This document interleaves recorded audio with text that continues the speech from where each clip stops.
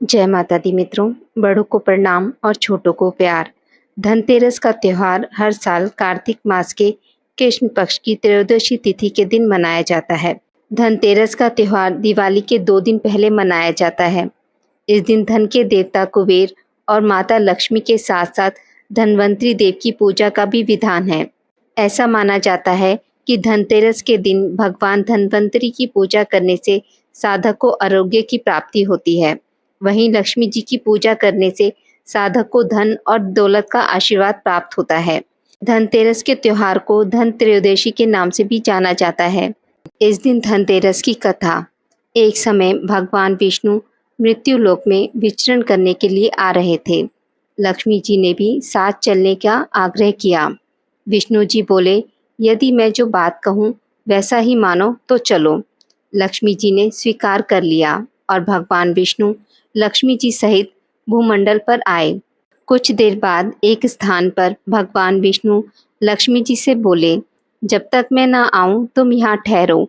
मैं दक्षिण दिशा की ओर जा रहा हूँ, तुम उधर मत देखना। विष्णु जी के जाने पर लक्ष्मी जी को कौतुक उत्पन्न हुआ कि आखिर दक्षिण दिशा में क्या है जो मुझे मना किया गया है, और भगवान स्वयं दक्षिण दिशा में क्यों गए हैं। कोई रहस्य जरूर है। लक्ष्मी जी से रहा न गया। जैसे ही भगवान ने राह पकड़ी वैसे ही लक्ष्मी जी पीछे पीछे चल पड़ी। कुछ ही दूर पर सरसों का खेत दिखाई दिया। वह खूब खिला हुआ और लहरा रहा था। वे उधर ही चली। सरसों की शोभा से वे मुग्ध हो गई और उसके फूल तोड़कर अपना श्रृंगार किया और आगे चली। आगे गन्ने का खेत खड़ा था। लक्ष्मी जी ने 4 गन्ने लिए और रस चूसने लगी। उसी क्षण विष्णु जी आ गए और यह देख लक्ष्मी जी पर नाराज होकर शाप दिया। मैंने तुम्हें इधर आने के लिए मना किया था, पर तुम ना मानी और किसान के यहाँ चोरी करने का अपराध कर बैठी। अब तुम किसान की 12 वर्षों तक सेवा करो और इसे सजा के रूप में स्वीकार करो। ऐसा कहकर भगवान विष्णु उन्हें छोड़कर क्षीर सागर चले गए। लक्ष्मी जी किसान के घर रहने लगी। वह किसान अति दरिद्र था। लक्ष्मी जी ने किसान की पत्नी से कहा कि तुम स्नान कर पहले इस मेरी बनाई देवी लक्ष्मी का पूजन करो, फिर रसोई बनाना, तुम जो मांगोगी मिलेगा। किसान की पत्नी ने लक्ष्मी जी के आदेश अनुसार ही किया। पूजा के प्रभाव और लक्ष्मी जी की कृपा से किसान का घर दूसरे ही दिन से अन्न धन रत्न स्वर्ण आदि से भर गया और लक्ष्मी जी से जगमग होने लगा। लक्ष्मी जी ने किसान को धन धान्य से पूर्ण कर दिया। किसान के 12 वर्ष बड़े आनंद से कट गए। 12 वर्ष के बाद लक्ष्मी जी जाने के लिए तैयार हुई। विष्णु जी लक्ष्मी जी को लेने आए तो किसान ने उन्हें भेजने से इनकार कर दिया। लक्ष्मी जी भी बिना किसान की मर्जी के वहां से जाने को तैयार नहीं थी। तब विष्णु जी ने एक चतुराई की। विष्णु जी जिस दिन लक्ष्मी जी को लेने आए थे उस दिन वारुणी पर्व था। इसलिए किसान को वारुणी पर्व का महत्व समझाते हुए भगवान ने कहा कि तुम परिवार सहित गंगा में जाकर स्नान करो और इन कौड़ियों को भी जल में छोड़ देना। जब तक तुम नहीं लौटोगे तब तक मैं लक्ष्मी जी को नहीं ले जाऊंगा। लक्ष्मी जी ने किसान को 4 कौड़ियां गंगा को देने को दी। किसान ने वैसा ही किया। वह सपरिवार गंगा स्नान करने के लिए चला।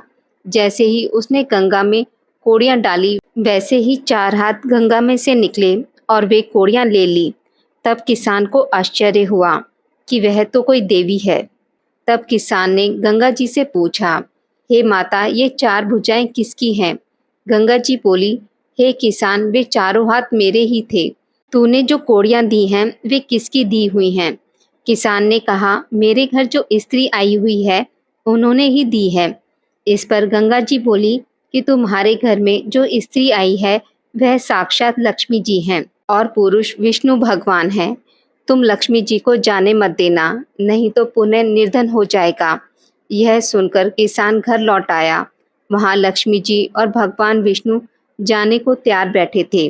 किसान ने लक्ष्मी जी का आंचल पकड़ा और बोला, मैं तुम्हें जाने नहीं दूंगा।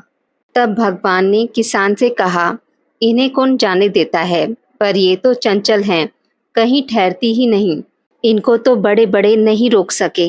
इनको मेरा श्राप था कि 12 वर्ष से तुम्हारी सेवा कर रही थी। तुम्हारी 12 वर्षों की सेवा का समय पूरा हो चुका है। किसान हठपूर्वक बोला कि नहीं, अब मैं लक्ष्मी जी को नहीं जाने दूंगा। तुम कोई दूसरी स्त्री यहाँ से ले जाओ। तब लक्ष्मी जी ने कहा, हे किसान, तुम मुझे रोकना चाहते हो तो जो मैं कहूँ वैसा करो।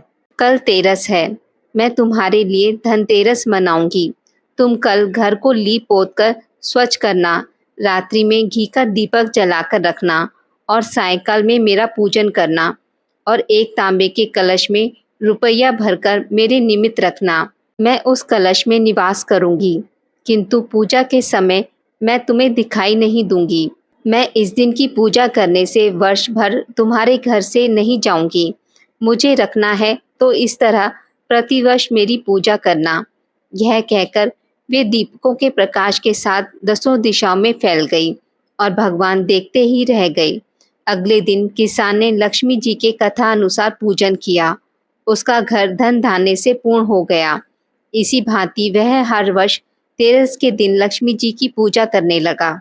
हे माता लक्ष्मी, जैसी कृपा आपने किसान पर करी वैसी सभी पर करना। कहानी कहने वाले, कहानी सुनने वालों पर भी अपनी कृपा दृष्टि बनाए रखना। आज की इस वीडियो में बस इतना ही। मित्रों, अगर आपको मेरी वीडियोस पसंद आती हैं तो इसे लाइक और शेयर ज़रूर करें और पूजा पाठ से जुड़ी जानकारी के लिए मेरे चैनल को सब्सक्राइब करना ना भूलें। धन्यवाद।